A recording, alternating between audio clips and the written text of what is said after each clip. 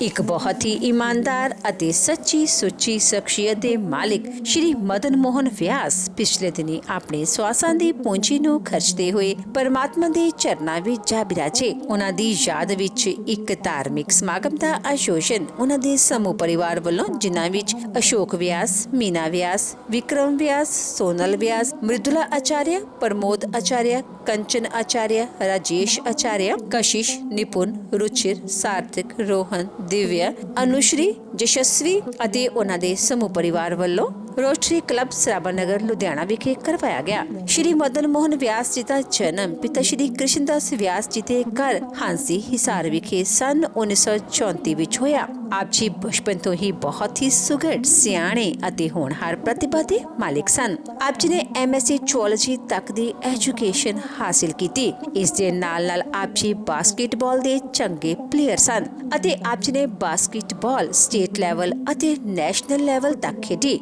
ਸ਼੍ਰੀ ਮਦਨ ਮੋਹਨ ਵਿਆਸ ਜੀ ਬਹੁਤ ਹੀ ਉੱਚੀ ਸੋਚ ਦੇ ਮਾਲਿਕ ਸਨ ਅਤੇ ਆਪ ਜੀ ਵਿੱਚ ਹਮੇਸ਼ਾ ਹੀ ਕੁਝ ਵੱਡਾ ਕਰਨ ਦੀ ਤਾਂਘ ਰਹਿੰਦੀ, ਜਿਸ ਦੀ ਬਦੌਲਤ ਆਪ ਜੀ ਰਾਜਸਥਾਨ ਤੋਂ ਪੰਜਾਬ ਆਣ ਵਸੇ ਅਤੇ ਇੱਥੇ ਆ ਕੇ ਆਪ ਜੀ ਨੇ ਆਪਣੇ ਵਪਾਰ ਦੀ ਸਥਾਪਨਾ ਕੀਤੀ। ਸ਼੍ਰੀ ਮਦਨ ਮੋਹਨ ਵਿਆਸ ਜੀ ਆਪਣੇ ਹਰ ਕੰਮ ਨੂੰ ਬਹੁਤ ਹੀ ਮਿਹਨਤ, ਲਗਨ ਅਤੇ ਇਮਾਨਦਾਰੀ ਨਾਲ ਕਰਿਆ ਕਰਦੇ ਸਨ, ਜਿਸ ਦੀ ਬਦੌਲਤ ਆਪ ਜੀ ਨੇ ਆਪਣੇ ਕਾਰੋਬਾਰ ਵਿੱਚ ਖੂਬ ਉન્નਤੀ ਹਾਸਿਲ ਕੀਤੀ ਅਤੇ ਖੂਬ ਨਾਮਣਾ ਖੱਟਿਆ।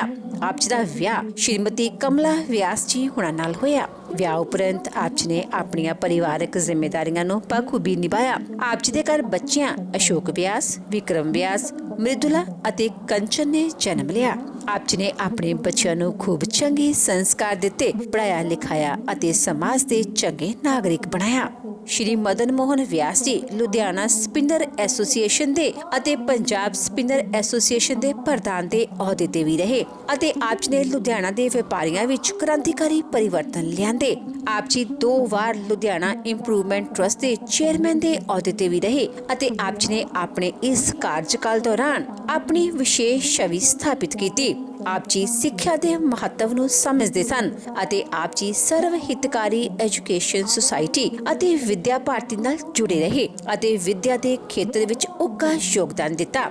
ਆਪ ਜੀ ਭਾਰਤੀ ਵਿਦਿਆ ਮੰਦਰ ਸਕੂਲ ਦੇ ਪ੍ਰੈਜ਼ੀਡੈਂਟ ਦੇ ਅਹੁਦੇ ਤੇ ਵੀ ਰਹੇ। ਸ਼੍ਰੀ ਮਦਨ ਮੋਹਨ ਵਿਆਸ ਜੀ ਪਰਮਾਤਮਾ ਦੇ ਘਰ ਪ੍ਰਤੀ ਸੱਚੇ ਸ਼ਰਧਾਵਾਨ ਸਨ। ਲੋੜਵੰਦਾਂ ਦੀ ਸਹਾਇਤਾ ਆਪ ਜੀ ਹਮੇਸ਼ਾ ਹੀ ਤਨੋ ਮਨੋ ਅਤੇ ਤਨੋ ਕਰਿਆ ਕਰਦੇ ਸਨ। ਸ਼੍ਰੀ ਮਦਨ ਮੋਹਨ ਵਿਆਸ ਜੀ ਬਹੁਤ ਹੀ ਮਿੱਠੀ ਬੋਲੀ ਅਤੇ ਮੇਲਾਪੜੇ ਸੁਭਾਅ ਦੇ ਮਾਲਿਕ ਸਨ। ਜੋ ਕੋਈ ਵੀ ਇੱਕ ਵਾਰ ਆਪ ਜੀ ਨਾਲ ਗੱਲ ਕਰਦਾ ਤਾਂ ਆਪ ਜੀ ਦਾ ਹੀ ਹੋ ਕੇ ਰਹਿ ਜਾਂਦਾ ਸੀ। ਸ਼੍ਰੀ ਮਦਨ ਮੋਹਨ ਵਿਆਸ ਜੀ ਦੀ ਫੁਲਵਾੜੀ ਇਸ ਸਮੇਂ ਉਹਨਾਂ ਦੇ ਪੋਤੇ ਪੋਤੀਆਂ, ਦੋਤੇ ਦੋਤੀਆਂ ਨਾਲ ਮਹਿਕ ਰਹੀ ਹੈ।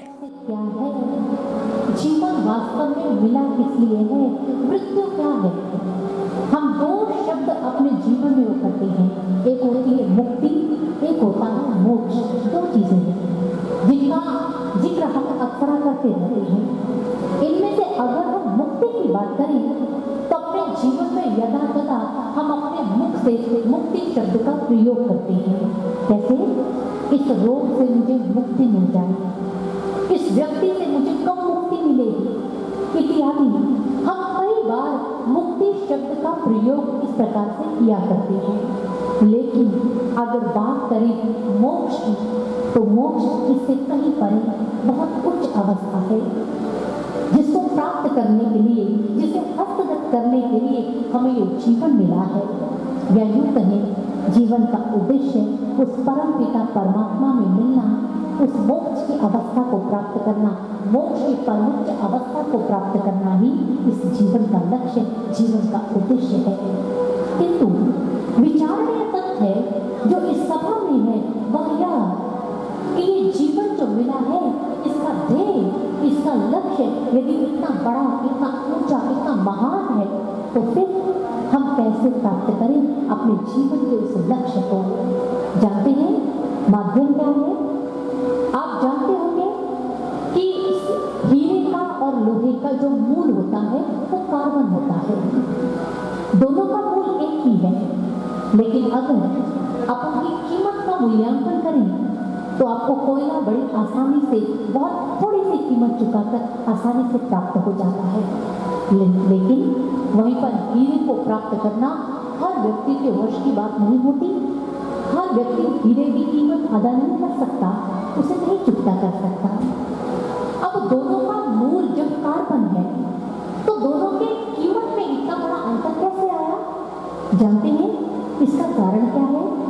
इसका कारण यही कि जो हीरा है वो अंत तक अपने उस मूल से जुड़ा रहता है, लेकिन जो कोयला है वो अपने आधार उस मूल से जुड़ा नहीं रह पाता, जुड़कर नहीं रह पाता। बस यही अंतर है कि उसकी कीमत इतनी कम हो जाती है और हीरे की कीमत अंत तक बनी रहती है। यही मनुष्य का जीवन है। जो मनुष्य इस संसार में आकर इस 5 तत्व की देह को प्राप्त कर, इस मनुष्य देह को प्राप्त कर भी इस संसार में आकर अपने मूल उस ईश्वर के साथ, अपने लक्ष्य उस परमपिता परमात्मा के साथ जुड़े रहते हैं, उनका मूल्यांकन, उनकी कीमत कभी कम नहीं होती, उनका मूल्य कभी कम नहीं होता, उनका जीवन श्रेष्ठ व महान बना रहता है। और उसकी एक झलक हम उनके जीवन से भली भांति देख सकते हैं। व्यक्ति चला जाता है, शरीर मिट जाता है, लेकिन पीछे छूटती हैं उसकी समृद्धियां, और इन्हीं समृद्धियों को हमारी आत्मा के भीतर, हमारे मस्तिष्क, हमारी समृद्धियों के भीतर जीवंत रखने को ही कहते हैं अमर होना। व्यक्ति चला जाता है, लेकिन वर्षों के पश्चात भी उसकी समृद्धियां, उसके संस्कार, उसके पुण्य, उनकी जो यादें हैं जो व्यक्ति के मन और मस्तिष्क में बनी रहती हैं, वो उसे अमर बनाती हैं। इसलिए हम सबको भी श्रेष्ठ जीवन, सुंदर जीवन जीने के प्रेरित करते हैं हमारे संत महापुरुष। और सबसे बड़ी बात जो हमारे जीवन को सुंदर बनाने के लिए अनिवार्य है वो है प्रभु की भक्ति, प्रभु का नाम, प्रभु का स्मरण अपने जीवन में सदैव बनाकर रखना। तो आइए एक ऐसे ही संदेश को हम एक भजन के माध्यम से श्रवण करते हैं।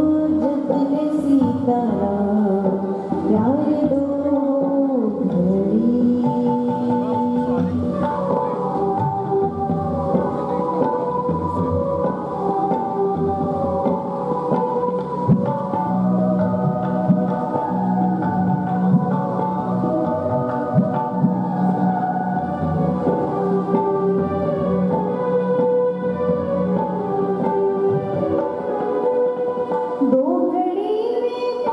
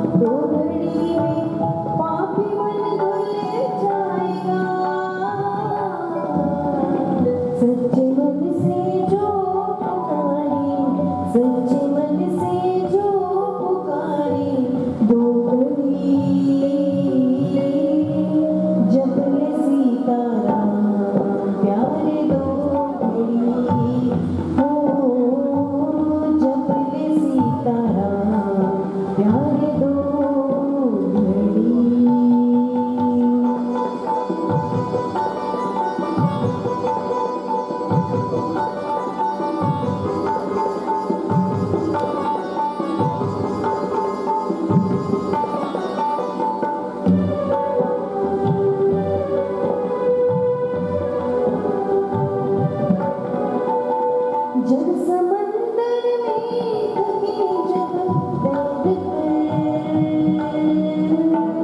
जब समंदर में थके जब तैर जब समंदर में थके जब तैर हो जब समंदर में थके जब तैर हो मेरी आखिर तो सारा मेरी आखिर तो सारा दो घड़ी जब ले सितारा प्यार दो घड़ी हो जब ले सितारा प्यार दो घड़ी छोड़ कर जग का पसारा छोड़ कर जग का पसारा दो घड़ी जब ले सितारा प्यार दो घड़ी हो जब ले सितारा प्यार दो घड़ी सिया राम जय जय राम सिया राम जय जय राम सिया राम जय जय राम सिया राम जय जय राम सिया राम जय जय राम सिया राम जय जय राम सिया राम जय जय राम सिया राम जय जय राम सिया राम जय जय राम सिया राम जय जय राम सिया राम जय जय राम सिया राम जय जय राम सिया राम जय जय राम सिया राम जय जय राम।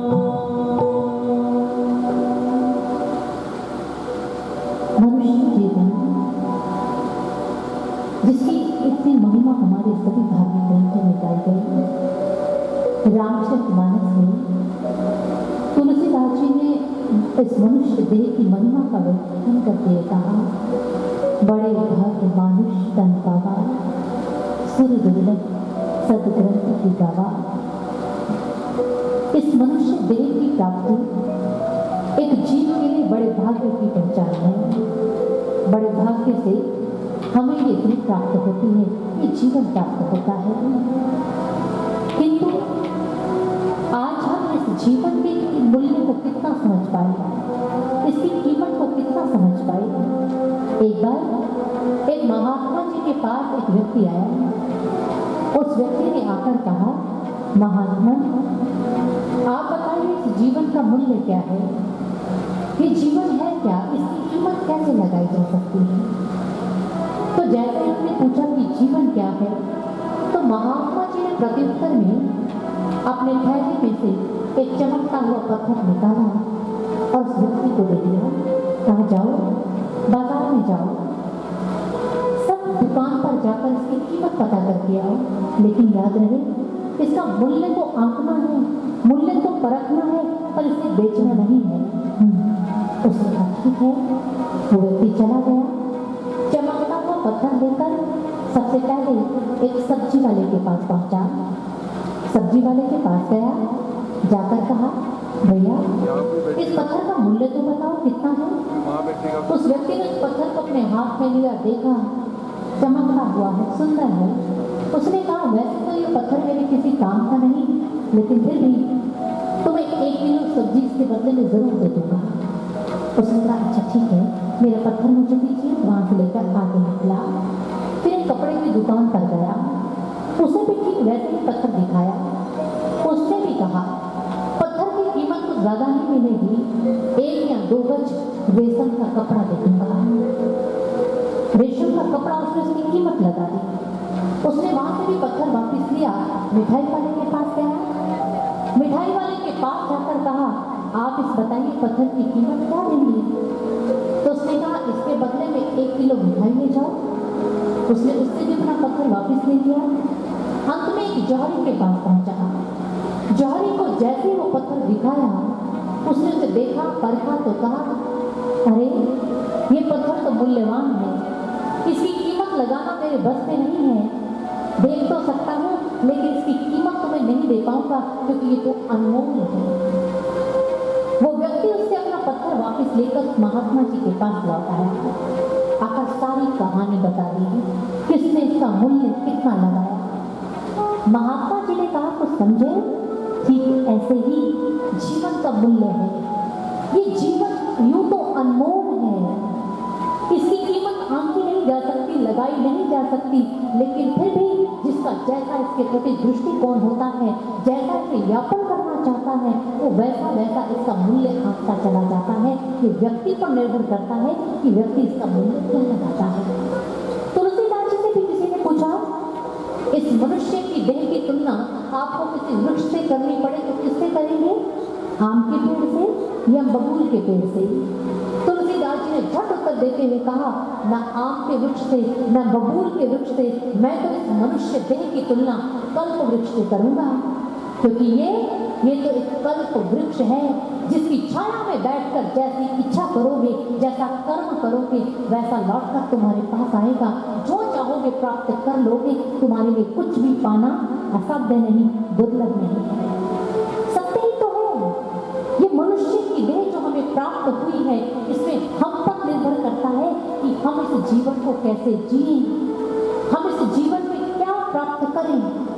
आज आदरणीय पिताजी भले ही अपने पंचभूतों से निर्मित शरीर को त्याग कर चले गए, लेकिन उनकी स्मृतियां, उनके पुण्य, उनके संस्कार जो आज भी हम सबकी स्मृतियों में जीवंत हैं, जो उन्हें कई वर्षों तक या ये कहीं कई पीढ़ियों तक अमर बनाते रहेंगे, वो उनके पुण्य ही तो है। ये व्यक्ति पर निर्भर करता है कि उसने जीवन को कैसे जीना है। निसंदेह जीवन एक यात्रा है, क्योंकि महापुरुषों ने तो पहले कहा, चला चल मुसाफिर ये जगह है सराय, तुम्हें चलना है, रुकना नहीं है। जीवन तो चलने का नाम है, चलते जाना है। ये देह नश्वर है, क्या भरोसा है जिंदगी का, साथ देती नहीं है किसी का।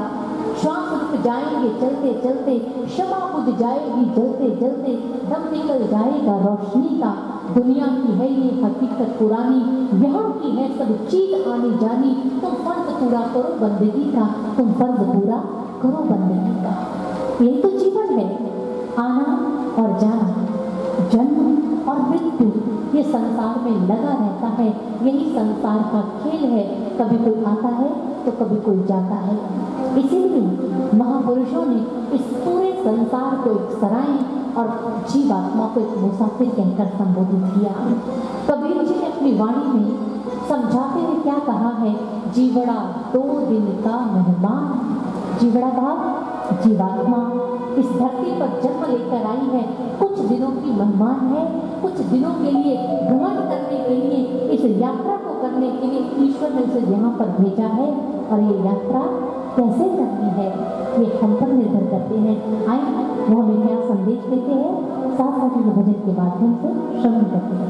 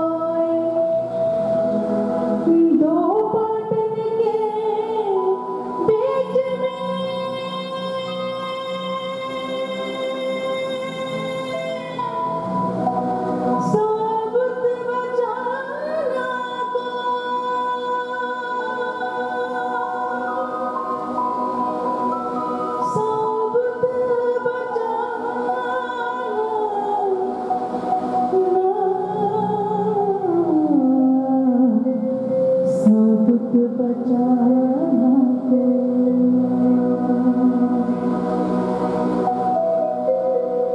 जीवना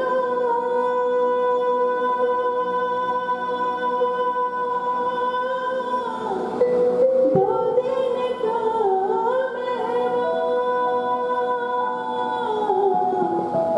तब सुमिरो घेरा अब तुम तब सुमिरो घेरा अब तुम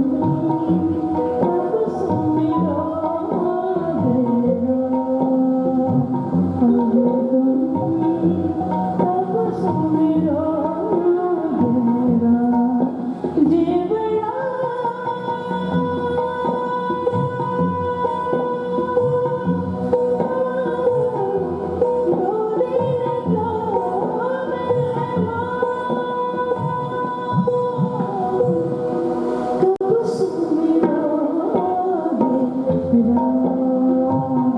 अब तुम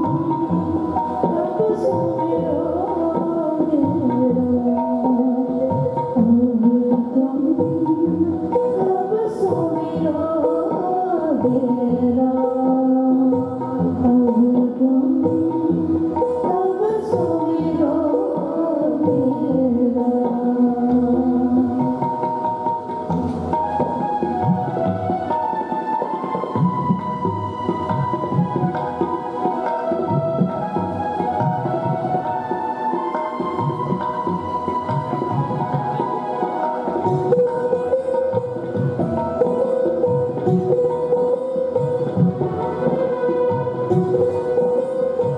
जीवना नहीं एक्चुअली ना सिस्टर ने बहना सर ने क्या ब्याज जी उन्होंने क्या सिस्टर बैठ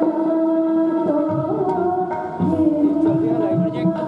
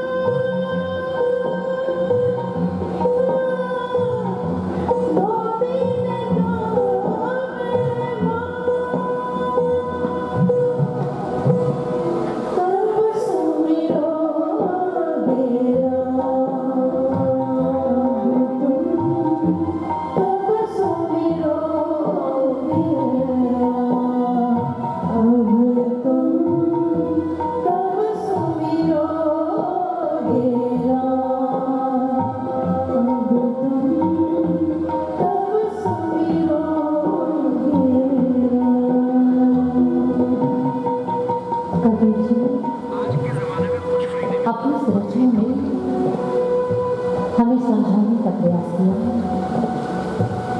जीवात्मा इस संसार में जन्म लेकर आती है, लेकिन उसके जीवन की एक अवधि निर्धारित होती है।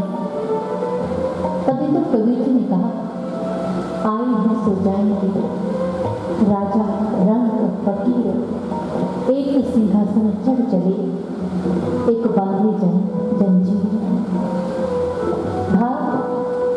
राजा हो या रंग, अमीर या गरीब का कोई अंतर नहीं, संत या सांसारिक, इनका भी कोई अंतर नहीं। जिसका भी जन्म धरती पर हुआ है, उसकी मृत्यु उसी दिन से निर्धारित है, तय है। समय, स्थान, परिस्थिति सब पहले से निर्धारित ईश्वर की ओर से निर्धारित कर दी गई है, जिसे चाहकर भी हम बदल नहीं पाएंगे। लेकिन फिर भी मनुष्य के भाग्य की विडंबना देखिए, अपने जीवन से मृत्यु के नाम को सुनने से कतराता है, मृत्यु से सारा जीवन भागता है, मृत्यु रूपी सच्चाई को अपने जीवन में स्वीकार नहीं कर पाता। ये मनुष्य के भाग्य की विडंबना है। महाभारत काल में आपने दो नाम सुने होंगे, एक राजा कंस था और दूसरा राजा परीक्षित था। सुने होंगे। पता चला कि मेरी बहन देवकी की 8वीं संतान मेरा काल बनकर जन्म लेगी, तो बस उसी दिन से अपनी मृत्यु को टालने का, उसे मिटाने का, कारण को मिटाने का भरकस प्रयास किया। लेकिन क्या कंस सफल हो पाया? नहीं। भरपूर कोशिश की, अपना परिश्रम लगा दिया, शक्ति लगा दी ताकि अपने मृत्यु के कारण को मिटा पाऊं, किंतु कंस असफल रहा, अपने मृत्यु के कारण को नहीं मिटा पाया क्योंकि यह असंभव था। दूसरा उदाहरण राजा परीक्षित का। राजा परीक्षित को भी अपनी मृत्यु से चंद दिन पूर्व पता चल चुका था कि इस तय दिन मेरी मृत्यु आने वाली है, किंतु परीक्षित की समझदारी देखिए, उसने अपनी मृत्यु को टालने का, उससे बचने का कोई प्रयास नहीं किया, अपितु अपने विवेक का परिचय देते हुए अपनी मृत्यु को संवारने में लग गया। जो जीवन के चंद दिन बचे थे उसमें ये प्रयास करने में लग गया कि ऐसा क्या प्राप्त करूं, ऐसा क्या करूं जिससे मेरा धरती पर आना सफल हो जाए, जिससे मेरा जीवन सफल हो जाए। और जीवन सफल कैसे हुआ? उन्होंने अपना समय गंवाया नहीं। जैसे कबीर जी ने कहा, एक व्यक्ति जो है अपने जीवन को, बाल्यकाल को ये कहकर गंवा देता है ये तो खेलने का समय है। तरुणावस्था खाने पीने में, मौज मस्ती में, संसार का धन एकत्र करने में लगा देते हैं, और आगे की अवस्था जब जर्जर हो जाता है शरीर, उसकी शक्ति क्षीण हो जाती है, तो तब व्यक्ति चाहकर भी अपने भाग्य में कुछ भी अच्छा नहीं कर पाता, अच्छा अपने लिए कुछ भी प्राप्त नहीं कर पाता। इसीलिए एक अवधि जो मिली है, एक समय जो मिला है, उसको यूटिलाइज करना है। ये संत हमें समझाते हैं, इस समय को हमें जो ईश्वर ने दिया है इसका सदुपयोग करना है, अपने लिए कुछ प्राप्त करना है। आइए वो आगे समझाते हुए क्या कहते हैं, साथ में श्रवण करें।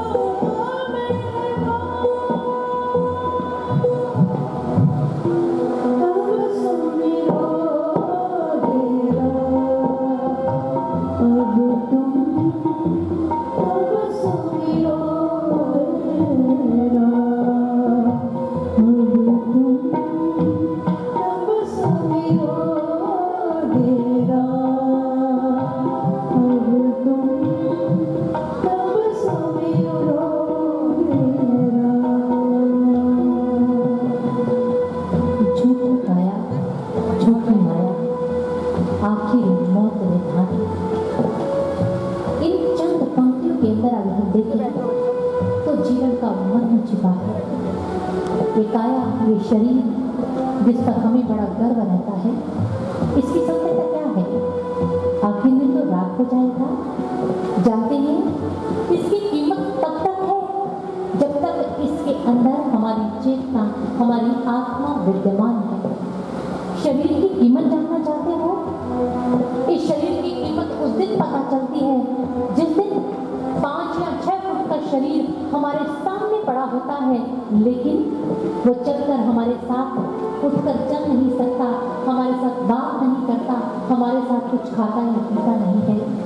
शरीर तो वही का वही होता है, लेकिन उस शरीर में से उस चेतना के निकलने के कारण, उस शक्ति के निकलने के कारण वो शरीर एक डेड बॉडी बनकर हमारे सामने पड़ा रहता है। इसलिए तो विवेकानंद जी कहते हैं, चिता के जलने से पहले पहले चेतना को प्राप्त कर लो। चेतन शक्ति, आत्म शक्ति जो भीतर विद्यमान है, जिसके कारण तुम जीते जागते मनुष्य मनुष्य कहलाते हो, उस चेतना को जान लो, उस शक्ति को जान लो। जीवन के रहते रहते यही जीवन की कीमत है। विवेकानंद जी ने बड़ा सुंदर कहा है, human body priceless, one does not get it again and again. भाव, ये शरीर किसी कीमत पर भी पुनः प्राप्त नहीं होगा। आप चाहो अपनी दौलत देकर इसे पुनः कुछ पल खरीद लो, कुछ लम्हे खरीद लो, संभव है? नहीं, एक क्षण का समय भी खरीद नहीं सकते। अगर ऐसा होता तो सिकंदर खरीद चुका होता। उसके लिए एक कहावत ना बनती, याद रख सिकंदर के हौसले तो वाली थे, जब दुनिया से गया तो दोनों हाथ खाली थे। ना तो अपने शरीर की, अपनी जिंदगी की कुछ अवधि को अपनी दौलत लगाकर बढ़ा पाया, और ना ही उसके साथ उसकी दौलत है। नश्वर है ये दौलत, नश्वर है। फिर क्यों इस झूठी काया के पीछे, इस झूठी माया के पीछे अपना ये अनमोल समय व्यर्थ कर रहे हैं? जानते हैं, हमारे इस अविवेकी जीवन को देखकर कहते हैं कि हम अपना जीवन कैसे जी रहे हैं। रैन गवाई सोई के, दिवस गवाया खाए, हीरे जैसा चमका कौड़ी बदले जाए। ईश्वर ने अनमोल ये जीवन दिया जिसकी कोई कीमत नहीं लगा सकता, लेकिन हमने उसकी कीमत को न समझने के कारण इसे व्यर्थ गवा दिया। इसके समय को, इसकी आयु को, इसके लंबे समय को हमने व्यर्थ गवा दिया। और अफसोस कैसा होता है, आपने रविंद्रनाथ टैगोर जी के जीवन की घटना सुनी होगी। अपने अंतिम समय में अंतिम श्वासें गिन रहे थे तो किसी ने आकर पूछा, आप तो अपने जीवन से संतुष्ट होकर जा रहे होंगे? तो उन्होंने कहा नहीं। कहने लगे क्यों? आपने इतनी सुंदर सुंदर रचनाएं संसार को दी हैं, प्रसन्न तो आपको होना चाहिए। उन्होंने कहा, मैं प्रसन्न नहीं हूँ, मैं अपने जीवन से संतुष्ट होकर नहीं जा रहा, क्योंकि जिस ईश्वर ने मुझे धरती पर भेजा उसे जानकर उसके गीत को गुनगुनाना जो भी बाकी था वो मैं कर नहीं पाया, इसीलिए मैं असफल रहा, मैं अपने जीवन से संतुष्ट नहीं हूँ। सत्य ही तो है, जब तक वो गेन नहीं किया, वो प्राप्त नहीं किया जिसे करने के लिए हमें ईश्वर ने भेजा था, तो तब तक हमारा समय व्यर्थ चला जाता है। इसीलिए संत हमें समझाते हैं, इस जीवन में समय रहते रहते उस परमात्मा की भक्ति को, उस परमात्मा को प्राप्त कर लो। अपनी चिता जलने से पहले पहले उस चेतना को जगा लो, उस आत्मा को जान लो जिसके लिए संसार में आए हो। श्री मदन मोहन व्यास जी मेरा एक योग साढ़े बच्चे अभी कहने योग की समाप्ति हो गई। मदन मोहन व्यास जी साढ़े कुछ नहीं गए। सब तो पहला क्योंकि उन्होंने कहा भी परिवार वालों भी उन्होंने पुत्र कशिश जी अपनी सारे भावना व्यक्त करेंगे। कशिश जी। सभी देवियों और सज्जनों को अपने व अपने परिवार की ओर से प्रणाम करता हूँ। मैं कशिश व्यास आप सबके समक्ष मेरे पितामह अर्थात दादाश्री आदरणीय मदन मोहन व्यास जी को अपने कुछ शब्दों और विचारों द्वारा श्रद्धांजलि देने उपस्थित हुआ हूँ। पिछले कुछ दिनों से मैं उनकी स्मृति में लिखे गए कई सोशल मीडिया पोस्ट, पत्र आदि देख रहा हूँ और मैं अभिभूत हूँ और आप सबकी यहाँ उपस्थिति देखकर आश्वस्त हूँ कि दादाश्री ने निस्संदेह किसी न किसी रूप में हमारे साथ साथ आपके जीवन को भी अवश्य प्रभावित किया है। वे थे ही ऐसे व्यक्तित्व के जिस किसी के संपर्क में आते एक सुंदर गुलाब के पुष्प के समान अपनी सुगंधी बांट देते हैं। उनकी ये सुगंधी केवल व्यक्ति या समूह विशेष तक सीमित ना रहकर देश और समाज के पटल पर भी फैली। कहते हैं एक दादा अपने पोते के पहले दोस्त होते हैं और ये मैंने अपने जीवन में बहुत निकटता से अनुभव किया। बचपन से ही उनसे बहुत स्नेह और सीखने को मिलता रहा। मेरा पहला आध्यात्मिक पाठ हनुमान चालीसा के रूप में दादाश्री के ही द्वारा मिला। हनुमान जी आए तो श्री राम और श्री कृष्ण भी दूर नहीं रहे। दादाश्री ऐतिहासिक और पौराणिक कथाएं सुनाते और पढ़ने की प्रेरणा देते। रामायण और महाभारत की कथाएं सुनना और उन पे चर्चा करना लगभग हर दिन की बात थी। इन कहानियों, वृत्तांतों आदि के द्वारा उन्होंने ये सुनिश्चित किया कि मैं मन, वचन और कर्म तीनों रूप से अपने जीवन में आगे बढ़ूं। दादाश्री मेरी कई छोटी छोटी मांगों को भी पूरा कर देते थे। कभी गाय घोड़ा दिखाने ले जाते, तो कभी मेरे पढ़ने के शौक को देखते हुए किताबें ला देते। चाहे कितने ही व्यस्त हो, लेकिन मेरे लिए समय जरूर निकालते थे। कई बार उनके साथ अलग अलग कार्यक्रमों में भी जाना होता, तो मुझे उनके साथ बिताया वो समय बहुत मज़ेदार लगता। अपना लाडला पोता मानने के कारण वे कई बार मम्मी पापा की डांट से भी बचा लेते और सावधान करते। क्योंकि वे शिक्षा क्षेत्र से गहराई से जुड़े हुए थे, तो मेरी पढ़ाई लिखाई में भी कई बार सहायता करते। उनका आसपास होना एक हंसता खेलता माहौल बना देता और ऐसा लगता जैसे उनका होना एक कवच के समान है। एक दादा का प्यार बहुत ही गहरा होता है, इतना गहरा कि पोते की नाराजगी में उन्हें पोते से भी ज़्यादा दर्द होता है। कुछ दफ़ा मैंने ये देखा कि जब मैं किसी बात की नाराज़गी में खाना खाने से मना कर देता, तो वो मेरे पास डट कर बैठ जाते और कहते, अगर तू खाना नहीं खाएगा तो मैं भी नहीं खाऊंगा। और सच में तब तक नहीं खाते जब तक मैं ना खा लेता हूँ। इसके चलते मुझे मेरी नाराज़गी त्यागनी ही पड़ती। जब कामकाज करने लगे तो कई बार उनसे बात ना हो पाती, लेकिन जब जब होती तब वे कहते, यार तेरी याद बहुत आती है, तू फ़ोन ही नहीं करता। और मैं हंसकर टाल देता और आश्वस्त करता कि कामकाज के कारण थकान हो जाती है, समय नहीं मिल पाता कभी कभी, तो इसलिए बात भी कई बार नहीं हो पाती। लेकिन आपको कैसे भूल सकता हूँ।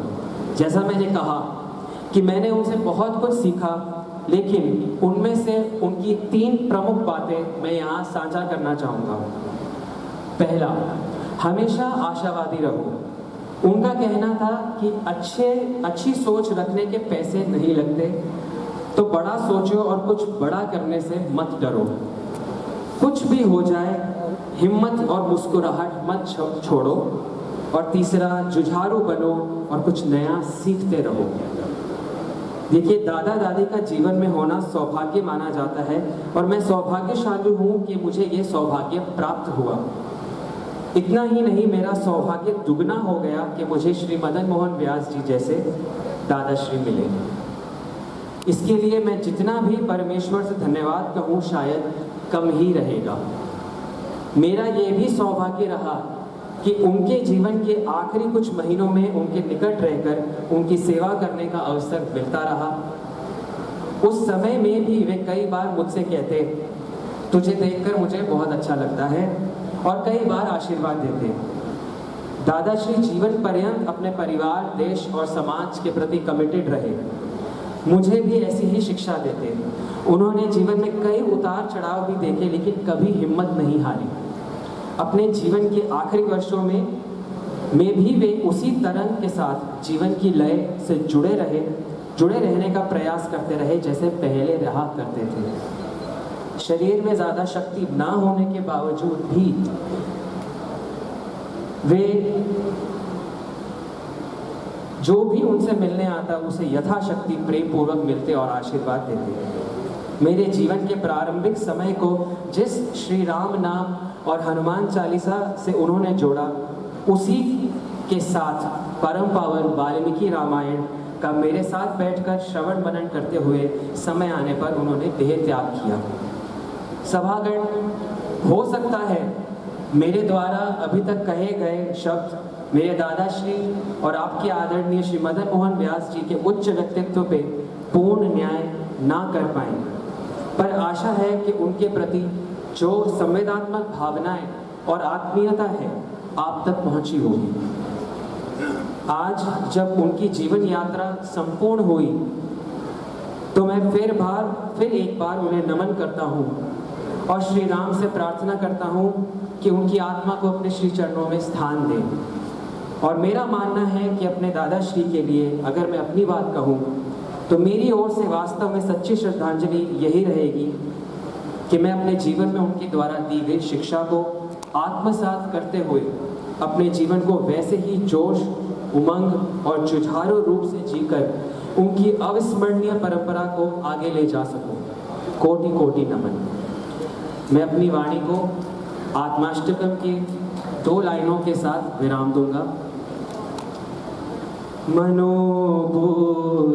मनोबुद्ध्यहंकार चित्तानि नाहं न च श्रोत्र जिह्वे न च घ्राण नेत्रे न च व्योम भूमे न तेजो न वायु चिदानंद रूपः शिवोऽहं शिवोऽहं चिदानंद रूपः शिवोऽहं शिवोऽहं। हरि ओम। मैं एक लिस्ट बना रहा सी ते मैनूं ये नहीं समझ लग रहा सी भी इन्ने समय दे विच किन्ने वक्ता असीं बुला पावांगे, क्योंकि हरेक दा उन्हां दे नाल निजी संबंध रहा, चाहे वो व्यापार के संबंध दे विच होवे, चाहे वो विद्या के क्षेत्र दे विच होवे, चाहे वो किसी भी क्षेत्र दे विच होवे। मैं उन्होंने समाज के हर क्षेत्र नाल जोड़ना चाहांगा, क्योंकि उन्हां दा हर क्षेत्र दे विच अपना एक अलग प्रभाव रहा। उन्होंने प्रभाव कारण ही नरेंद्र मोदी जी ने 20 अप्रैल 2020 ਨੂੰ ਉਹਨਾਂ ਨਾਲ ਸਿੱਧੇ ਟੈਲੀਫੋਨ ਤੇ ਦੁਪਹਿਰ 2 ਵਜੇ ਵਾਰਤਾਲਾਪ ਕੀਤੀ ਔਰ ਇਹ ਪ੍ਰਕਾਸ਼ਨ 'ਚ ਵੀ ਆਇਆ ਕਿ ਵਿਆਸ ਜੀ ਦਾ ਜਿਹੜਾ ਉਹਨਾਂ ਦੇ ਨਾਲ 5 ਮਿੰਟ ਦਾ ਵਾਰਤਾਲਾਪ ਕਰਨਾ ਆਪਣੇ ਆਪ ਦੇ ਵਿੱਚ ਦਰਸਾਉਂਦਾ ਹੈ ਕਿ ਉਹਨਾਂ ਦਾ ਜੀਵਨ ਰਾਸ਼ਟਰੀ ਸਵੈ ਸੰਘ ਤੋਂ ਲੈ ਲਈਏ, भारतीय जनता पार्टी तो ले लीए, विद्या भारती तो ले लीए, अगर औद्योगिक क्षेत्र तो लीए, ट्रेड ले लीए, इंडस्ट्री ले लीए, किसी भी संस्था तो ले लीए, तो उन्होंने जीवन अग्रेसिव होकर चलता है। उन्होंने एक फाउंडेशन चाइल्ड की जी संस्था जिस 5000 बच्चा फ्री पढ़ाई करता है, हरजिंदर शर्मा जी के माध्यम नाल 30 स्थानों पर उन्होंने निःशुल्क चलाई, जी अज भी वो इस लुधियाना के विच ही नहीं पूरे देश के विच काम कर रही है। मैं सब तो पहला शरणजीत सिंह ढिल्लों जी एक्स मिनिस्टर पंजाब अकाली दल तो उन्होंने बेनती करांगा कि 2 मिनट लिए, क्योंकि समय बहुत घट है, 2 मिनट लिए अपने श्रद्धांजलि व्यक्त करेंगे श्री शरणजीत सिंह ढिल्लों। शोक सभा के विच इकट्ठा हुए मेरे बुजुर्गों, मेरी भैनों ते बताओ, अज आपां उस महान शख्सियत को शरधा के फुल भेंट करने वास्ते ते हाजिर होए हैं, जिस इंसान ने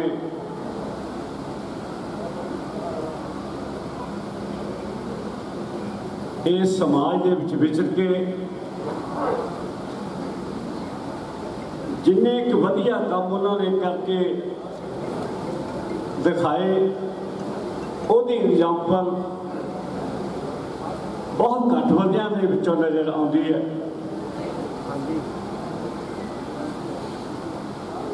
उन्हां दा पोतरा उन्हां दी जीवन के बारे दस रहा सी कि मेरे दादा जी ने मैनू बहुत प्यार दिता, मैनू बहुत कुछ सिखाया। मैं गल मान ना कह सकता है, जिमें उन्होंने पोतरे नूं मान है कि मेरे दादा जी ने साडे परिवार नूं बहुत कुछ दिता है, बहुत कुछ सिखाया। वो जिथे भी किते जाते सी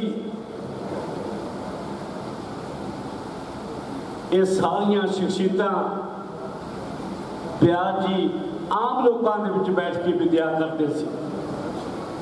जिस परिवार के विच आते सी वो परिवार को अपना समझते सी।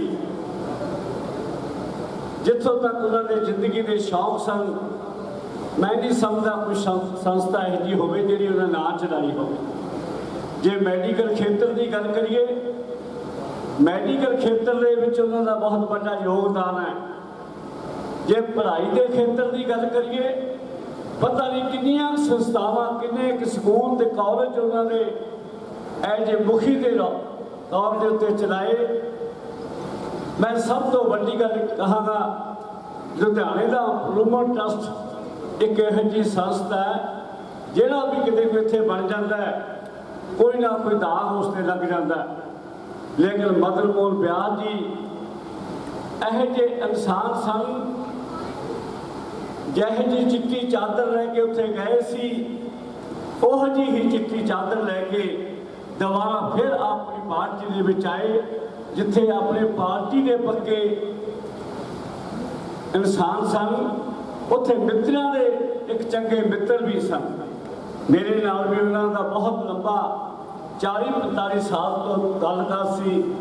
मैं महसूस करता है जिवें परिवार के मुखी होने के नाते परिवार को बहुत डूंघा सदमा लगे, उवें मैं समझदा साडे लोगों में भी उन्हें जान का बहुत घाटा पिया। मैं बहुता ज़्यादा विस्तार च जाता होया मैं अपनी पार्टी वालों ते अपनी पार्टी के प्रधान सरदार सुखबीर सिंह बादल वालों भी इस परिवार के हमदर्दी का प्रगटावा करना।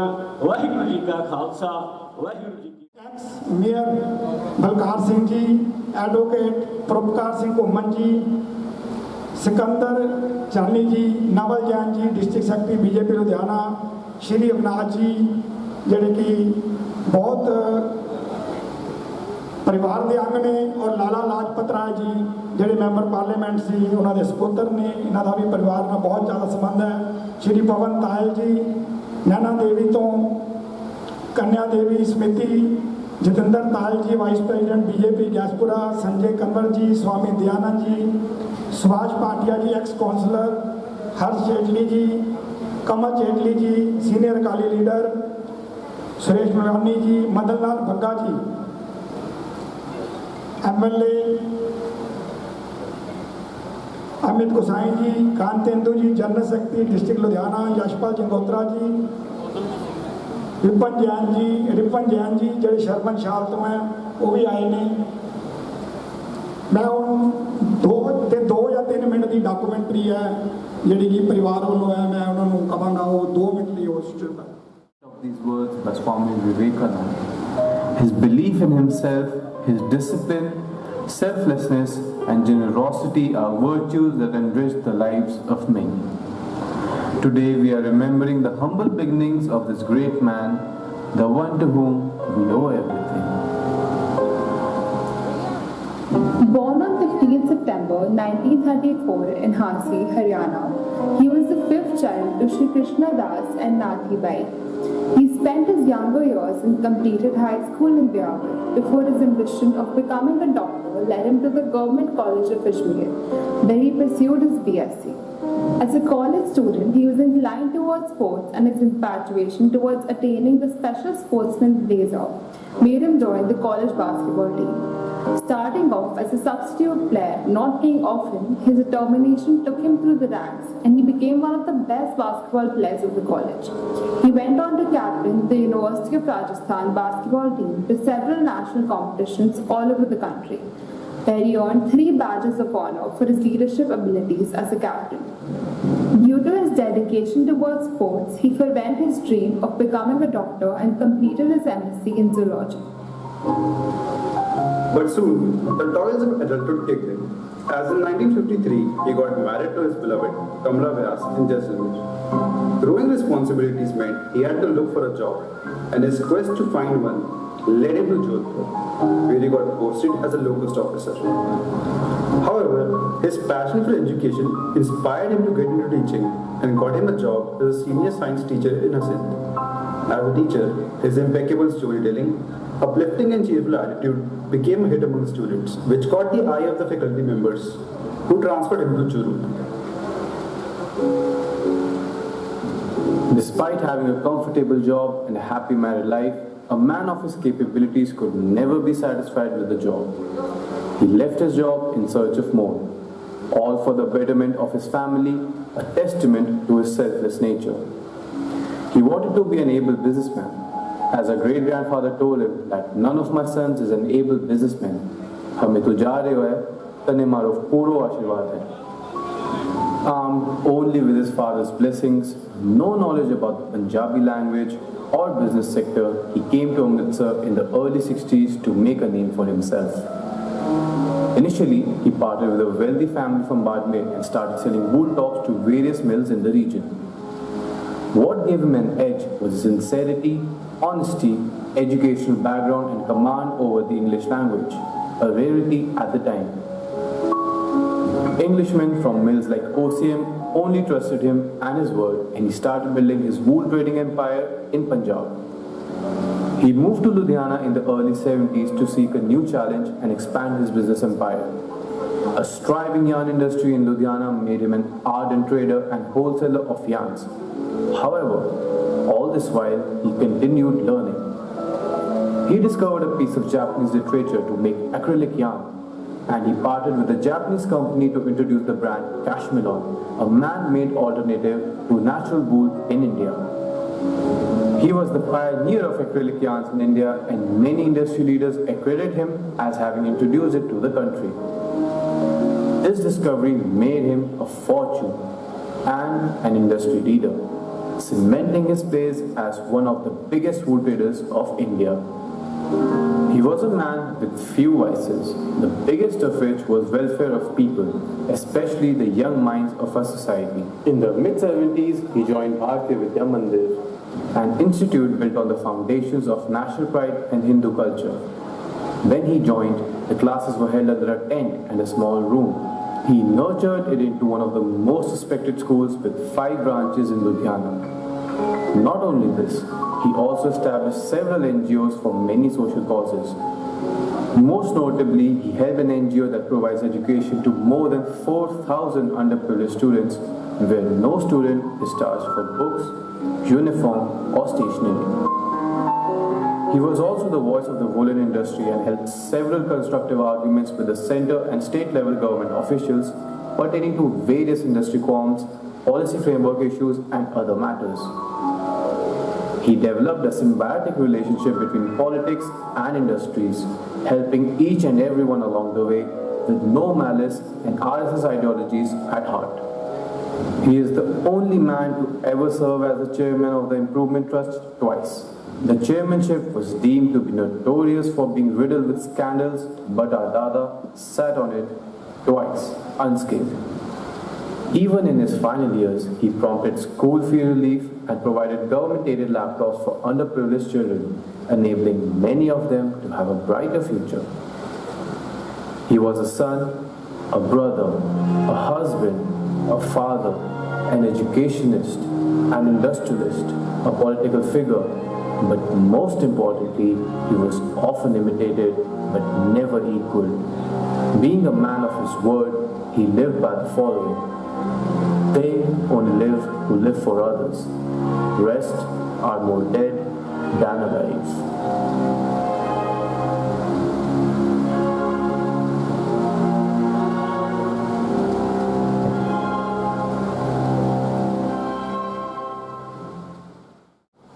ਅੱਜ ਅਸੀਂ ਉਸ ਸ਼ਖਸੀਅਤ ਨੂੰ ਅੰਤਿਮ ਵਿਦਾਈ ਦੇਣ ਵਾਸਤੇ ਆਏ ਹਾਂ ਜਿਹਦੀ ਸਮਾਜ ਦੀ ਦੇਣ ਕਦੀ ਭੁੱਲੀ ਨਹੀਂ ਜਾ ਸਕਦੀ।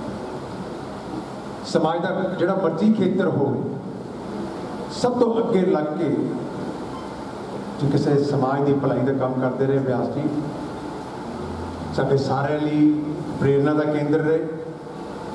ਉਂਗਲੀ ਫੜ ਕੇ ਆਪਣੇ ਛੋਟਿਆਂ ਨੂੰ ਅੱਗੇ ਵਧਾਉਣਾ और दसना कि ठीक है कि नहीं। उन्होंने बहुत कुछ सीखने को मिले। उन्होंने बारे गल कर लगी तो बहुत समय लगेगा, लेकिन समय इजाजत नहीं देता। मैं प्रभु के चरणों में यही अरदास करांगा कि हे प्रभु, व्यास जी वर्गी शख्सियत बार बार इस सृष्टि च भेजना ताकि उस समाज और देश की सेवा इस तरीके करते रहन और भारत परम वैभव तक पहुँचे, इस वास्ते काम करते रहन। बहुत बहुत धन्यवाद। प्राणनाथ भाटिया जी, यशपाल गुप्ता जी, प्रदीप जी RSS तो, एवन साइकिल तो Onkar Singh Baba ji, Mukan ji, Dimple Rana ji, Prem Sagar Agarwal ji, Sanjay Jain ji, Sanjay Kapoor ji, Vinod Thapar ji, Ram Gupta ji, Sunil Gupta ji, Mohanlal Sethi ji, Pushpinder Singal ji ex district president, Rajesh Ratan Bhardwaj ji vice principal BVM school, Diwakar ji. मैं उन्होंने बेनती करांगा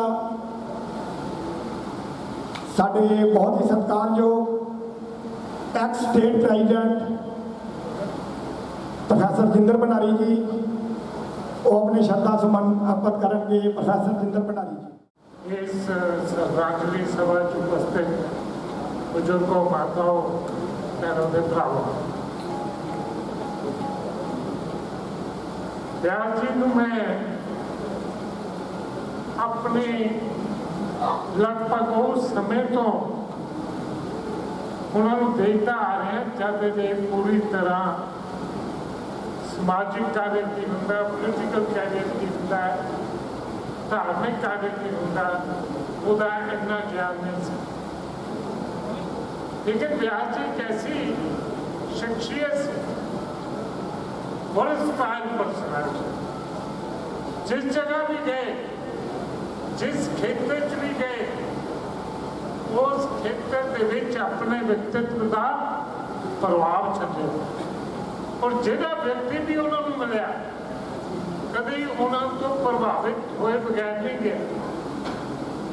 और सब नाल गल वड्डी जिहड़ी हमेशा मैनूं प्रेरित करती रहती है कि पता सी कि ऐसी बीमारी है, ज़्यादा देर जीवित नहीं रह सकता, पर फिर भी जीवन के अंतिम क्षण तक जो काम करना, जिथे जाना उथे जाना और पूरी तरह हिस्सा बनना। समय साथ नहीं दिंदा। व्यास जी के उत्ते किताब लिखी जा सकती, उन्होंने तो आने वाली पीढ़ी प्रेरणा लै सकती है। आज जो शारीरिक रूप से साढ़े नहीं, पर अपने व्यक्तित्व का छाप उन्होंने ऐसी है कि वो हमेशा लिए साढ़े दिलों के विच अमर हो गए। ऐसे व्यक्ति को जिहड़ा केवल व्यक्ति नहीं संस्था है, मैं अपने वालों और अपने पार्टी वालों श्रद्धा सुमन भेंट करता। Arvind Khanna ji, Rakesh Rathore ji vice president BJP Punjab, Rajveer ji जिहड़े कि बहुत ही साडे प्रचारक ने और राजस्थान तो स्पैशल आए ने, सोमित जी टंडन, विनोद कालिया जी, करणवीर टोरा जी, हरीश शर्मा जी, दिनेश सरपाल जी, हरीश सक्कल जी, कमल सूद जी, अंकित सैनी जी, रवि बत्रा जी, Somnath ji, Priya Sharma, Sunil Mehra ji, Nikhil ji, Pawan, Praveen Bansal ji, ex senior deputy mayor Rajeshwari Gusai ji. मैं हुण बेनती करांगा श्री फूलचंद जैन जी, जिन्हां दा परिवार नाल भी घनिष्ठता और व्यक्तिगत मदन मोहन व्यास जी ना भी, और RSS राष्ट्रीय स्वयं संस्थान तो फूलचंद जैन जी अपने वाणी व्यक्त करेंगे। उनके बारे में मैं एक शेर बोल रहा हूँ कि फरिश्ते से बेहतर है इंसान बनना, फरिश्ते से बेहतर है इंसान बनना, मगर उसमें लगती है मेहनत ज़्यादा। क्यों मेहनत लगती है कि हकीकत में इंसान वही नेक है जिसका दिल और जुबां एक है, जिसका दिल और जुबां एक है। ऐसे ही थे हमारे मदन मोहन जी व्यास, जिनकी करनी और कथनी में किसी भी प्रकार का कोई अंतर नहीं होता था। मैं समय सीमा को देखता हुआ बहुत शॉर्ट कर रहा हूँ कि व्यास जी का जीवन संघ शाखा से बना। संघ की शाखा व्यक्ति निर्माण की पाठशाला है, संघ की शाखा मनुष्य निर्माण का एक कार्यशाला है, और व्यास जी उसमें गए और उस शाखा की मिट्टी से, उनके कार्यक्रमों से, उस धूलि से जो कुछ भी ग्रहण किया, जो विचार और संस्कार मतलब ग्रहण किए, उनको अपने जीवन में उतारा और उस पर आचरण किया। मैं एक और ये बात उनके बारे में कहना चाहता हूँ कि माननीय मदन मोहन जी व्यास, उनके दिल में बड़ी करुणा थी, बहुत दया रहती थी। कोई भी आकर अपना दुखड़ा रोता था, इधर कोई बेबस बहाता था आंसू, उधर भीग जाता था दामन तुम्हारा। तो उनके दुख को दूर करने के लिए अपनी ओर से भी और जिनके साथ बड़े बड़े उद्योगपतियों के साथ संबंध थे, उनसे भी राशि लेकर उस पीड़ित परिवार की सहायता किया करते थे। और मैं अंत में यही कहना चाहूँगा कि जब हम उनको अंतिम विदाई देने के लिए शमशान घाट पहुँचे तो अपार जन समूह था, लेकिन हर एक की जुबान पर एक ही बात थी कि लो आज पिछली पीढ़ी की आखिरी कड़ी भी चली गई। मेरी मुराद है कि हमारे महानगर में माननीय लाला लाजपत राय जी, चौधरी सतप्रकाश जी, माननीय मित्र सेन जी, लाला कपूर चंद जी जैन और थे मदन मोहन जी व्यास, जो कुछ भी मसला होता था उसको बैठकर पूरी योजना बनाकर उसको तय किया करते थे। तो अंत में मैं ज़्यादा कुछ ना कहता हुआ परम पिता परमात्मा से, परमात्मा के श्री चरणों में प्रार्थना करता हूँ कि वो दिवंगत आत्मा को अपने चरणों में स्थान देकर परिवार वालों को और हम सबको इस महान दुख को सहन करने की शक्ति दे। ओम शांति शांति। जगमोहन शर्मा जी, वरिंदर मित्तल जी, कुलविंदर जी, सुनील मोदगिल जी, चंदन गुप्ता जी, हरबंस लाल फैंटा जी, विशेष तौर पर परिवार ਨੂੰ ਸ਼ੋਕ ਵਿਅਕਤ ਕਰਨ ਲਈ ਅਮਿਤ ਸ਼ਾਹ ਜੀ ਦਾ ਅਸ਼ੋਕ ਜੀ ਨੂੰ ਟੈਲੀਫੋਨ ਵੀ ਆਇਆ ਔਰ ਉਹਨਾਂ ਦਾ ਸਪੈਸ਼ਲੀ ਉਹਨਾਂ ਦਾ ਪੱਤਰ ਵੀ, ਔਰ ਉਸ ਤੋਂ ਬਾਅਦ ਰਾਜਨਾਥ ਸਿੰਘ ਜੀ ਦਾ ਵੀ ਇਹਨਾਂ ਨੂੰ ਟੈਲੀਫੋਨ ਵੀ ਆਇਆ, ਉਹ ਪੱਤਰ ਵੀ ਆਇਆ। ਸਾਡੇ ਅਧਿਆਕਸ਼ ਰਾਸ਼ਟਰੀ ਅਧਿਆਕਸ਼ ਜੇਪੀ ਨੱਡਾ ਜੀ ਦਾ ਵੀ ਮੇਰੇ ਕੋਲ ਸਾਰੇ ਸ਼ੋਕ ਪ੍ਰਸਤਾਵ ਉਹਨਾਂ ਦੇ ਆਏ ਵੀ ਆ ਔਰ ਉਹਨਾਂ ਦੇ ਪਰਸਨਲ ਟੈਲੀਫੋਨ ਵੀ ਇਹਨਾਂ ਨੂੰ ਆਏ। ਔਰ ਮੈਂ ਹੁਣ ਸਾਡੇ ਬਹੁਤ ਹੀ ਸਤਿਕਾਰਯੋਗ ਜਸਬੀਰ ਜੀ, ਜਿਨ੍ਹਾਂ ਦਾ ਬਹੁਤ ਲੰਬੇ ਸਮੇਂ ਲੁਧਿਆਣਾ ਦੇ ਵਿੱਚ ਵੀ ਨਿਕਲਿਆ ਔਰ ਹੁਣ ਪੰਜਾਬ ਦੇ ਵਿੱਚ ਪਹਿਲਾਂ ਉਹ ਆਲ ਇੰਡੀਆ ਸਿੱਖ ਸੰਗਤ ਦੇ ਅਧਿਆਕਸ਼ ਦੇ ਰੂਪ ਦੇ ਵਿੱਚ ਔਰ ਹੁਣ ਉਹ ਜਿਹੜੇ ਨਾਰਥ ਏਰੀਆ ਹੈ ਉਹਨਾਂ ਦੇ ਸਮਾਜਿਕ ਸਮਰੱਥਾ ਸਹਿ ਸਮਾਜਿਕ ਸਮਰੱਥਾ ਪ੍ਰਬੰਧਕ ਰਹੇ ਨੇ RSS ਦੇ ਪ੍ਰਚਾਰਕ ਜਸਬੀਰ ਜੀ, ਉਹ ਆ ਕੇ ਆਪਣਾ ਔਰ ਸਾਡੇ ਵਿੱਚ ਜਿਹੜੇ ਚਰਨਜੀਤ ਜੀ ਸਿੰਘ, ਉਹਨਾਂ ਦਾ ਇੱਕ ਪੱਤਰ ਆ ਕੇ ਆਇਆ। ਉਹ ਸਭ ਇਸ ਵੇਲੇ ਵੈਸੇ ਬਹੁਤ ਹੀ ਬਜ਼ੁਰਗ ਨੇ, ਉਹਨਾਂ ਦਾ ਜੀਵਨ ਵੀ ਉਹਨਾਂ ਨੇ ਆਪਣੇ ਹੱਥੋਂ ਉਹਨਾਂ ਨੂੰ ਲਿਖਿਆ ਵੀ ਮੈਂ ਉਹਨਾਂ ਤੋਂ ਬਜ਼ੁਰਗ ਸੀ ਮਗਰ ਉਹ ਮੇਰੇ ਤੋਂ ਪਹਿਲਾਂ ਚਲੇ ਗਏ ਔਰ ਮੈਂ ਉਹਨਾਂ ਦੇ ਨਾਲ ਕਾਫੀ ਕੰਮ ਕੀਤਾ ਔਰ ਮੈਂ ਉਹਨਾਂ ਦੀ ਕਮੀ ਬਹੁਤ ਮਹਿਸੂਸ ਕਰ ਰਿਹਾ। ਜਸਵੀਰ ਜੀ ਸੰਤਾਂ ਦੀ ਉਪਸਥਿਤੀ ਦੇ ਵਿੱਚ ਉਪਸਥਿਤ ਸਾਧ ਸੰਗਤ ਜੀ, ਮੇਰੇ ਬਜ਼ੁਰਗ, ਮੇਰੇ ਮਾਤਾਵਾਂ, ਮੇਰੀਆਂ ਭੈਣਾਂ, ਮੇਰੇ ਭਾਈ, ਅੱਜ ਅਸੀਂ ਸਾਰੇ ਸ਼੍ਰੀ ਮਦਨ ਮੋਹਨ ਵਿਆਸ ਜੀ ਉਹਨਾਂ ਨੂੰ ਅੰਤਿਮ ਸ਼ਰਧਾਂਜਲੀ ਜਿਹੜੀ ਹੈ ਇਸ ਸ਼ੋਕ ਸਭਾ ਦੇ ਮਾਧਿਅਮ ਤੋਂ, ਜਿਹਨੂੰ ਪ੍ਰੇਰਨਾ ਸਭਾ ਕਿਹਾ ਜਾ ਸਕਦਾ ਹੈ, ਜਦੋਂ ਦਾ ਮੈਂ ਦੇਖ ਰਿਹਾ ਮੰਨੇ ਮਦਨ ਮੋਹਨ ਵਿਆਸ ਜੀ ਦੇ ਜੀਵਨ ਤੋਂ ਪ੍ਰੇਰਨਾ ਹੀ ਲੈਣ ਦੇ ਸਾਰੇ ਇੰਸੀਡੈਂਟ ਸਾਹਮਣੇ ਆ ਰਹੇ ਹੈ। ਉਹਨਾਂ ਦੇ ਜਿੱਥੇ ਪਰਿਵਾਰ ਨੇ ਪ੍ਰੇਰਨਾ ਲਈ ਹੈ, ਜਿੱਥੇ ਉਹਨਾਂ ਤੋਂ ਉਦਯੋਗਿਕ ਵਿਭਾਗ ਦੇ ਵਿੱਚ ਜਾਂ ਉਦਯੋਗ ਵਾਲਿਆਂ ਨੇ ਉਹਨਾਂ ਤੋਂ ਪ੍ਰੇਰਨਾ ਲਈ ਹੈ, ਜਿੱਥੇ ਸਾਡੇ ਰਾਜਨੀਤੀ ਦੇ ਵਿੱਚ ਕੰਮ ਕਰਨ ਵਾਲੇ ਕਾਰਜਕਰਤਾਵਾਂ ਨੇ ਉਹਨਾਂ ਤੋਂ ਪ੍ਰੇਰਨਾ ਲਈ ਹੈ, ਉੱਥੇ ਉਹ ਸਾਡੇ ਸੰਘ ਦੇ ਵਿੱਚ ਵੀ ਇੱਕ ਪ੍ਰੇਰਨਾ ਦੇ ਪੁਰਸ਼ ਦੀ ਤਰ੍ਹਾਂ ਚੱਲ ਰਹੇ ਸੀਗੇ। ਸਾਗੇ ਨੇ ਸੰਘ ਤੋਂ ਇਲਾਵਾ ਸੰਘ ਦੀਆਂ ਜਿਹੜੀਆਂ ਹੋਰ ਸੰਸਥਾਵਾਂ ਹੈ, ਚਾਹੇ ਵਿਦਿਆ ਭਾਰਤੀ ਹੈ, ਵਿਦਿਆ ਭਾਰਤੀ ਦੇ ਵਿੱਚ ਇੱਕ ਬਹੁਤ ਅੱਛਾ ਸਥਾਨ ਮਾਨਯ ਵਿਆਸ ਜੀ ਦਾ ਸੀ ਔਰ ਸੇਵਾ ਭਾਰਤੀ ਜਾਂ ਦੂਸਰੇ ਹੋਰ ਸੰਗਠਨਾਂ ਦੇ ਵਿੱਚ ਵੀ ਉਹਨਾਂ ਦਾ ਪੂਰਾ ਯੋਗਦਾਨ ਜਿਹੜਾ ਹੈ ਰਿਹਾ ਹੈ। ਐਸੇ ਮਹਾਪੁਰਸ਼ਾਂ ਦਾ ਇਸ ਧਰਤੀ ਤੋਂ ਜਾਣਾ ਤੇ ਵੈਸੇ ਤਾਂ ਹਰ ਇੱਕ ਦਾ ਸੰਭਵ ਹੈ, ਲੇਕਿਨ ਐਸੇ ਮਹਾਪੁਰਸ਼ ਜਾਂਦੇ ਹੈ ਬਹੁਤ ਵੱਡਾ ਘਾਟਾ, ਬਹੁਤ ਵੱਡਾ ਖਲਾਅ ਜਿਹੜਾ ਹੈ ਉਹ ਸਮਾਜ ਦੇ ਵਿੱਚ ਪੈਦਾ ਹੋ ਜਾਂਦਾ ਹੈ ਔਰ ਉਹ ਪੂਰਾ ਕਰਨਾ ਜਿਹੜਾ ਹੈ ਸ਼ਾਇਦ ਸੰਭਵ ਨਹੀਂ ਹੋ ਪਾਉਂਦਾ।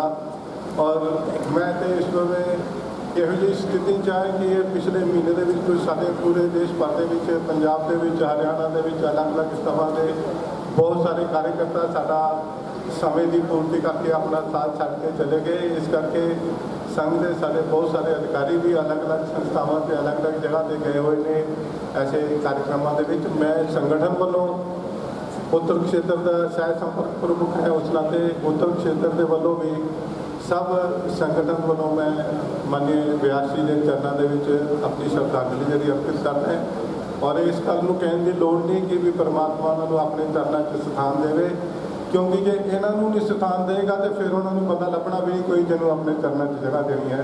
तो ऐसे महापुरुषों की जगह जी है पहले ही निश्चित होती है, इस करके मैं वो प्रार्थना तो नहीं कराँगा, लेकिन श्रद्धांजलि जी जरूर। श्री नवाज जी साडे organising secretary Bharatiya Janata party Punjab, वो भी बैठे ने। माफ़ी मंगदा सारिਆਂ तो ਜਿਹੜੇ वक्ता मैं नहीं बुला पाया, नरेश धिंगान जी, डॉक्टर रचना जी, डॉक्टर महेशिंदर सिंह जी गरेवाल जी, डॉक्टर कनिका जिंदल जी, नरेंद्र मल्ली जी, मैं सारिਆਂ तो प्रवीण बांसल जी, मैं ਜਿਹੜੇ भी वक्ता दिनेश सरपाल जी, ਜਿਹੜੇ भी वक्ता, क्योंकि सारिਆਂ ਦਾ ਉਹਨਾਂ ਨਾਲ ਇੱਕ ਦਿਲੀ ਪ੍ਰੇਮ ਸੀ, ਸਾਰਿਆਂ ਦੀ ਭਾਵਨਾ ਵੀ ਹੈ ਉਹਨਾਂ ਨਾਲ 2 ਮਿੰਟ ਸ਼ੇਅਰ ਕਰਨ ਦੀ। ਅਗਰ ਸਮੇਂ ਦੀ ਇਜਾਜ਼ਤ ਵੀ ਹੈ, ਜੇ ਸਮੇਂ ਆਪਾਂ ਲਈਏ, ਮੇਰੇ ਕੋਲ 100 ਤੋਂ 150 ਸ਼ੋਕ ਪ੍ਰਸਤਾਵ ਆਇਆ ਹੈ, ਜੇਸ਼ਵਰੀ ਗੁਸਾਈ ਜੀ, डॉली गुसाई जी, मगर इन्ने शौक प्रस्ताव आए नहीं कि साढ़े को पढ़ने भी इस तरीके ना बहुत औखे ने। मगर मैं एक गल जरूर शेयर करके अगे कराँगा, इन्हों के परिवार ने जो सेवा अशोक जी की मिसेज, विक्रम जी की मिसेज ने की है, कहते ने इसे जीवन के असी कहने चारों धाम की यात्रा करेगी, मगर जो माँ बाप की सेवा कर लेंदा उन्होंने चारों धाम का फल जोड़ा वै इत्थे ही मिल जाता है। तो इन्होंने उस तरीके नाल सेवा की, ये नहीं देखा भी लैट्रिन उन्होंने विच करती। 40 दिन इन्होंने संघर्षपूर्ण जीवन जो 40 दिन कढ़िया और इन्होंने अपना अशोक जी की मिसेज, विक्रम जी उन्होंने मिसेज, उन्होंने पुत्र, उन्होंने सारिया ने इस तरीके सेवा की जिस तरीके एक मिसाल है। असी तो लोग बुढ़ापे कहने भी वृद्ध आश्रम छड्डिया, मगर इन्होंने तो एक मिसाल कायम करके दिखाती और वो मिसाल उन्होंने जी शक्ति ये अगे भी कायम रहेगी। मैं हुण सुनील जाखड़ जी साडे जिहड़े सर्वा स्टेट के प्रेजिडेंट ने भारतीय जनता पार्टी पंजाब के, मैं उन्होंने बेनती कराँगा कि वो अपने उन्होंने चरणों के विच अपने सुमन अर्पित करन। सुनील जाखड़ जी। अंतिम प्रार्थना सभा में शामिल साथियों को सभी को मेरा नमस्कार। उनके पौत्र और अजीज कशिश की बात सुनने के बाद में मैं समझता हूं कुछ कहने को बच नहीं जाता। जिस भाव से जिन शब्दों का चयन अजीज कशिश ने किया, और मैंने ध्यान से सुना, उन्होंने अपनी बात में कहा कि शायद मैं व्यास जी के व्यक्तित्व को शब्दों में शायद व्याख्या ना कर पाया हूँ।